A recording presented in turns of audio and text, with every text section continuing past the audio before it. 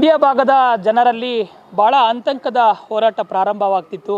ಕಾವೇರಿ ನದಿ ನೀರಿನ ಸಂದರ್ಭಕ್ಕೆ ಏನು ತಮಿಳುನಾಡು ನೀರು ಕೊಡಬೇಕು ಅನ್ನೋ ಆಗ್ರಹ ಏನು ಕಾವೇರಿ ನೀರು ನಿರ್ವಹಣಾ ಸಮಿತಿ ಏನು ಆದೇಶ ಮಾಡಿತ್ತು, ಈ ಸಂದರ್ಭದಲ್ಲಿ ಈಗಾಗಲೇ ಹೋರಾಟ ಪ್ರಾರಂಭ ಆಗಿತ್ತು.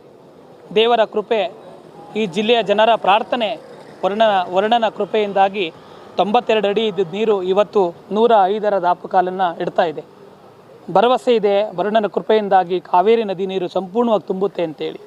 ರಾಜ್ಯದ ಮುಖ್ಯಮಂತ್ರಿಗಳು ಬೆಳೆ ರಕ್ಷಣೆಗಲ್ಲ, ಕುಡಿಯುವ ನೀರಿಗಾಗಿ, ಜನಜಾನುವಾರುಗಳಿಗಾಗಿ ಅಂತೇಳಿ 15 ದಿನಗಳ ಕಾಲ ನೀರನ್ನು 1800 ಕ್ಯೂಸೆಸ್ ನೀರು ಬಿಟ್ಟಿದ್ದರು.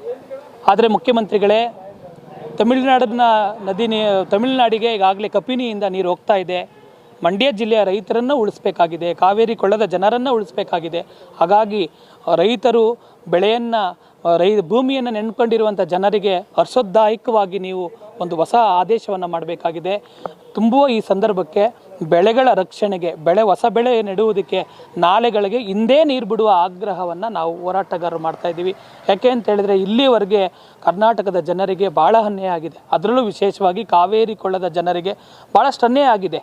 ಈ ಸಂದರ್ಭಕ್ಕೆ ಅವರ ಬದುಕನ್ನು ಹೊಸತನದಿಂದ ಆದಾಯದಾಯಕ ಮಾಡಬೇಕು ಅಂತ ಹೇಳಿದ್ರೆ ನಾವು ಬೆಳೆಗಳನ್ನು ಮಾಡಬೇಕು, ಬೆಳೆಗಳ ರಕ್ಷಣೆ ಮಾಡಬೇಕಾಗಿದೆ, ಇರುವಂಥ ಹೊಸ ಬೆಳೆಯನ್ನು ನೆಡಬೇಕಾಗಿದೆ. ಹಾಗಾಗಿ ರಾಜ್ಯದ ಮುಖ್ಯಮಂತ್ರಿಗಳು, ನೀರಾವರಿ ಸಚಿವರು ತಕ್ಷಣ ಕ್ರಮ ಕೈಗೊಂಡು, ಈ ಜಿಲ್ಲೆಯ ಶಾಸಕರು ಜವಾಬ್ದಾರಿ ಕೂಡ ಭಾಳ ಮುಖ್ಯವಾಗಿದೆ.